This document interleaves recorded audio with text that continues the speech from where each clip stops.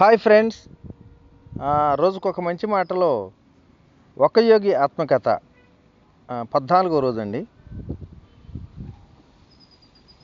మిత్రమా, టైగర్ స్వామి గారి అడ్రస్ కనుక్కున్నాను. రేపు ఆయన దర్శనానికి వెడదాం. సంతోషకరమైన సూచన చేసిన వాడు మా హై స్కూల్ స్నేహితుడు చండి. ఈ స్వామివారు సన్యాసాశ్రమ జీవితానికి పూర్వం పెద్ద పులులను పట్టుకునేవారని, ఉట్టి చేతులతోనే వాటితో పోట్లాడేవారని విన్నా. ఈయన్ని కలుసుకోవాలని ఎంతగానో వివిళూరుతుండేవాడిని. అటువంటి అసాధారణమైన సాహస కృత్యాలంటే పిల్లలకు ఉత్సాహం కలగటం సహజం. అది నాలో గాఢంగానే పెనవేసుకుంది. శీతాకాలం కావటం వల్ల మరునాడు తెల్లారేసరికి ఇంకా చలిగానే ఉంది. కానీ నేను చండి ఉల్లాసంగా నడక సాగిస్తున్నాం. కలకత్తా నగరం బయట భవానీపూర్లో వెతికి వేసారి చివరికి సరైన ఇల్లే పట్టుకున్నాం. ఆ ఇంటి తలుపులకు 2 ఇనప కడియాలున్నాయి. వాటిని పట్టుకొని నేను చెవులు చిల్లులు పడేలా చప్పుడు చేశాను. ఇక్కడింత రొదవుతున్న నౌకరొకడు నిదానంగా నడుచుకుంటూ వచ్చాడు మా దగ్గరికి. రణగుణ ధ్వని చేసే ఆగంతుకులు సాధువుల ఆశ్రమంలోని ప్రశాంతతను భంగపరచలేరన్న భావాన్ని సూచిస్తుంది. వ్యంగ్యంగా అతడు నవ్వినటువంటి చిరునవ్వు. మౌనంగా అతడు పెట్టిన చివాట్లకు మనసు చెవుక్కుమనిపించినా లోపలికి రమ్మన్నందుకు ధాన్యలమే అనుకున్నాం. అక్కడ చాలాసేపు ఎదురు చూస్తూ కూర్చోవటంతో మాకు అనుమానం కూడా వచ్చింది. సత్యాన్వేషకుడికి ఓర్పు అవసరమనేది భారతదేశ సాంప్రదాయక నియమం కదా. మన ప్రవృత్తిని పరీక్షించే ఈ ట్రిక్కుని పాశ్చాత్య దేశాలను వైద్యులు, దంత వైద్యులు చాలా తరచుగా ఉపయోగిస్తుంటారు. చివరికి ఆ పనివాడు పిలిచాక చండీ నేను ఒక పడగదిలోకి అడుగుపెట్టాం. ప్రసిద్ధులైనటువంటి సోహం స్వామివారు పక్క మీద కూర్చొని ఉన్నారు. బ్రహ్మాండమైన ఆయన విగ్రహం కంటబడేసరికి మేము ఏమిటో అయిపోయాం. కళ్ళింత చేసుకొని నోట మాట లేకుండా స్తంభించిపోయాం. అంత ఛాతి కానీ, పెద్ద బంతుల్లాంటి కండలు తిరిగిన జబ్బలు కానీ అంతకు ముందన్నడు కూడా మేము చూడలే. మంచి దిట్టంగా ఉన్న మెడపైన ఆయన ముఖం భీకరంగా ఉన్నప్పటికీ ఎంతో ప్రశాంతంగానే ఉంది. పొడుగాటి ఉంగరాలు తిరిగిన జుట్టు, గడ్డం, మీసాలు దానికి ఎంతో శోభనిస్తున్నాయి. ఆయన నల్లటి కళ్ళల్లో పావురం మాదిరి, పెద్ద పులి మాదిరి లక్షణాలు 2 కూడా గోచరిస్తున్నాయి. బలమైన నడుం చుట్టూ ఉన్న ఒక పులి చర్మం తప్పిస్తే మొత్తానికి ఆయన దిగంబరంగానే ఉన్నారు. నేను నా స్నేహితుడు ఎలాగో మాటలు పెగల్చుకొని ఆ సన్యాసికి నమస్కారం చేశాం. పులులను లొంగ తీసుకోవటంలో ఆయనకు గల అసాధారణమైన శౌర్యాన్ని ప్రశంసించాం. అడవి జంతువులన్నింటిలో కల్లా ఎక్కువ భయంకరమైనటువంటి రాయల్ బెంగాల్ పులుల్ని ఉట్టి పిడికిళ్లతోనే లొంగ తీసుకోవటం మీకు ఎలా సాధ్యమైందో దయచేసి మాకు చెప్తారా స్వామీజీ అని అడిగాం. చూడండి అబ్బాయిలు, పులులతో పోట్లాడటం అనేది చాలా చిన్న విషయం. అవసరమైతే ఈవేళ కూడా ఆ పని చేయగలను. పసివాళ్ళ నవ్వారు ఆయన. మీరు పులుల్ని పులులా చూస్తారు, కానీ వాటిని పిల్లులుగానే భావిస్తాను నేను అన్నారు. స్వామీజీ, పులులు పిల్లలే అని మనస్సుకైతే నచ్చజెప్తాం అనుకోండి, కానీ పులులకు నచ్చజెప్పలేం కదా అన్నా. బలం కూడా అవసరమేనన్నమాట నిజమేనాయన. కానీ పులిని పిల్లిలా ఊహించుకునే పసివాడు దాన్ని గెలుస్తాడని ఎవరు ఆశించకపోవచ్చు. బలమైన నా చేతులే చాలు నాకు ఆయుధాలుగా ఉంటాయి. మమ్మల్ని వెంట పెట్టుకొని పెరట్లోకి వచ్చారు ఆయన. అక్కడ గోడ అంచున్న ఒక్క గుద్దు గుద్దారు. దాంతో ఒక ఇటుక కిందకి రాలిపడింది. తొర్రిపన్నులా కనిపించే గోడ కన్నంలోంచి ఆకాశం ధైర్యంగా చొంగి చూస్తుంది. ఆశ్చర్యంతో వెరుచూపులు చూశాను. సున్నంతో గట్టిగా కట్టినటువంటి గోడలో ఉన్న ఇటుకనే ఒక్క గుద్దుతో రాలగొట్టినటువంటి ఈయన పెద్ద పులుల పళ్ళు రాలగొట్టడంలో సందేహం లేదనిపించింది నాకు.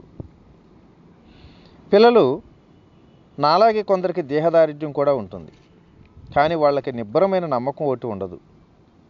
ఒంటిని మాత్రమే వస్తాదులా పెంచుకొని మనస్సును అలా పెంచుకొని వాళ్ళు అడవిలో స్వేచ్ఛగా తిరిగే క్రూరముఖం ఏదైనా కంటబడితే ఇట్టే కళ్ళు తేలేస్తారు.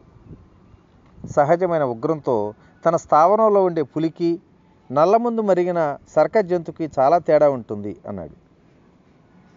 భీముడంతటి బలం ఉండి కూడా రాయల్ బెంగాల్ పులి వచ్చి మీద పడుతుంటే బెదిరిపోయి ఘోరంగా నిస్సహాయ స్థితిలో పడ్డవాళ్ళు చాలామంది ఉన్నారు. ఆ రకంగా తన మనస్సులోనే తాను ఒక పిల్లి మోస్తరుగా బెదిరిపోయే స్థితికి మనిషిని మార్చేసింది పులి. ఒక మోస్తరు బలమైన శరీరం ఉండి బ్రహ్మాండమైన మనస్థైర్యం ఉన్నటువంటి ఏ వ్యక్తి అయినా సరే పులి జిత్తులను దాని మీదకే ప్రయోగించి దాని ప్రవృత్తిని పిల్లి లాంటి నిస్సహాయ స్థితికి తేగలడు. సరిగ్గా ఇలాగే ఎన్నోసార్లు చేశాను నేను గతంలో. నా ఎదుట ఉన్న భీమబలుడు పెద్ద పులిని పెంపుడు పిల్లిలా మార్చేయగలగటంలో సందేహం లేదనిపించింది. ఆయన ఏదో ఉపదేశం చేసే ధోరణిలో ఉన్నట్టున్నారు. చండీ నేను ఎంతో శ్రద్ధగానే వింటున్నాం. కండరాల్ని పనిచేయించేది మనస్సు. సమ్మెటతో కొట్టడానికి కావలసిన బలం దానికి ఉపయోగించే శక్తి మీద ఆధారపడి ఉంటుంది. మనిషి శారీరక సాధనగా కనపరిచే బలం అతని మనస్సులోని ధైర్యం మీద ఆధారపడి ఉంటుంది. శరీరాన్ని అక్షరాలా తయారు చేసేది, పోషించేది మనస్సే. గత జన్మల్లోని సహజ ఒత్తిడి ద్వారానే బలాబలాలైన బలహీనతలైన మానవుడి మెదడులోకి మెల్లగా ప్రవేశిస్తాయి. అవి అతని అలవాట్లుగా వ్యక్తమై కోరదగిన శరీరంగానూ రూపొందుతాయి. బాహ్యమైన బలహీనతకు మూలం మానసికమైనది. విషవలయ క్రమంలో అలవాట్లకు కట్టుబడ్డ శరీరం మనసును అడ్డగిస్తూ ఉంటుంది. తన నౌకరు తనను ఆజ్ఞాపించడానికి యజమాని అనుమతించినట్లయితే ఆ నౌకరు నిరంకుశుడవుతాడు. అలాగే మనస్సు కూడా శరీరం చెప్పినట్టల్లా లోబడి దానికి బానిసవుతుంది. ఆ స్వామీజీ మా కోరిక మన్నించి తమ జీవితాన్ని గురించి చాలా వివరంగా చెప్పడానికి అంగీకరించారు. మొట్టమొదట్లో నాకున్న పెద్ద కోరికల్లా పెద్ద పులులతో పోట్లాడాలని. నా మనస్సంకల్పం బలిష్టమైనదే కానీ నా శరీరం మాత్రం దుర్బలంగానే ఉండేది. ఆ మాట విన్న వెంటనే నాలోంచి ఆశ్చర్యం వ్యక్తమైపోయింది. భీముడు లాంటి భుజబలమున్న ఈయన ఎన్నడైనా బలహీనతనది ఎరగనంటే నమ్మలేనట్లు అనిపించింది. ఆరోగ్యము బలము చేకూర్చుకోవాలనే గట్టి పట్టుదలతో ఆ లోపం పోగొట్టుకున్నాను. రాయల్ బెంగాల్ పులుల్ని నిజంగా లొంగ తీసుకునేటట్లు చేసింది నా మనోధారిఢ్యమని చెప్పక తప్పదు. పూజ్య స్వామీజీ, నేను ఎప్పటికైనా పెద్ద పులులతో పోట్లాడగలనంటారా? అలాంటి విపరీతమైన కోరిక నా మనసులో చొరబట్టం అదే మొదటిసారి, చివరిసారి కూడా. ఆహా అంటూ నవ్వారాయన. కానీ పులులు చాలా రకాలున్నాయనైనా. మానవుల కోరికల్లాగానే అడవుల్లో తిరుగుతుంటాయి కొన్ని. మామూలు జంతువుల్ని స్పృహ తప్పేటట్లు కొట్టడం వల్ల ఆధ్యాత్మిక లాభం ఏమీ కలగదు.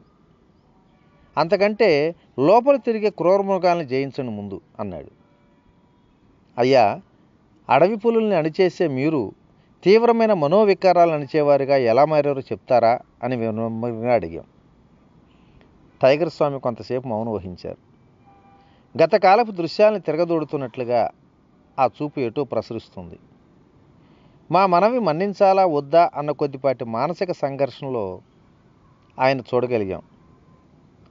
చివరికి అంగీకార సూచకంగా చిరునవ్వు నవ్వారు. ఆయన గతం మాకెంతో చాలా వివరంగా చెప్పడానికి సిద్ధమైపోయారు. మరి ఈరోజు ఈ మంచి మాటని ఇంతటితో విరమించుకుందాం. రేపటి రోజుని మరి ఆ టైగర్ స్వామి ఆయన గతాన్ని గురించి ఏం చెప్తున్నాడో రేపటి రోజున వివరంగా తెలుసుకుందాం. ఓకేనా? ఓకే. ఇట్లు మీ రామిరెడ్డి మానసరారం. అయితే నిన్న మరి మరణాన్ని గురించి కూడా చెప్పడం జరిగింది. అది మీరు అందరూ కూడా వినే ఉంటారని చెప్పి ఆశిస్తున్నా. Okay, thank you.